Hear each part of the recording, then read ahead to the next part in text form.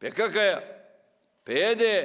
YPG'ye. پشتی گەپێن تورکیا لە دژی هێزên سووریا دموکراتیک هەسەدێ لە ناوچەیان ڕۆژهەڵاتە فەرات و بڕیارە ئەمریکایە دەربارەی گرتنا سێ سەرکردەیەن پارتیا کارکەرên کوردستانی پەکەکێ هەنێک شروڤەکار و ئالیەن سیاسی بەحسا وەیەکێ دکەن کۆ ئەمریکا و وڵاتên هەفپەیمان هەوڵێن خۆش بۆ دوورخستنا پارتیا یەکێتیا دموکراتیک پێدێ ji پەکەکێ زێدەکردنە بەرێ چەند ڕۆژان شان دەکا بەریتانی لە باژارێ قامشلو بوو بەرەوێژی شان دەکا ئەمریکی فەڕەنسی لە گرێسپی بوو لە گۆری چاپکانیەکێ ژناب ئەنجومەنا سووریا دموکراتیک مەسەدێ شاندên هەفپەیمانان داخوازکردنە و بڕیارە ڕۆژهەڵاتە فەرات ji سووریایە بێدان و ji bin bandûra پەکەکێ دەرکەبە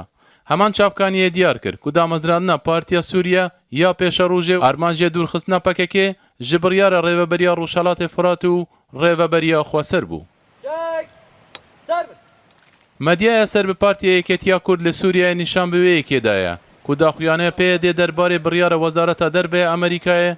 li dijî sê serkirdeyên PKK nîşan bi wê yekê dide ku peywendiyên peyedê li gel PKK hene. Ev yek ji aliyê sekreterê Partiya Yeketiya Kurd li Sûriyeyê İbrahim Birove di bernameya çawa sêyem ya Radyoya Rûdawê de hate behezkirin. Ku daxuyanê peyedê belgeyeke di destê Tirkiyeyê ku peywendiya wê li gel PKK hene û helwesta Amerîkayê jî li ber Tirkiye di xetengaviyê. li gorî gotina İbrahim Birov.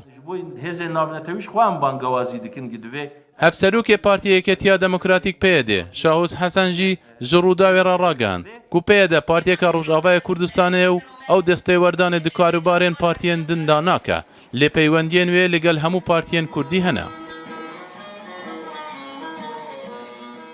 Zanyariyên ku têne belavkirin nîşan bi wê yekê didin ku Amerîka guşarê li ser PYD dirûst dike ji bo ku xwe ji PKK dûr bixe. Lê ji aliyê xwe be PYD ev yek piştrast nekiriye û ti daxuyanên fermî derbarê rastî yan nerastiya van zanyariyan nedaye.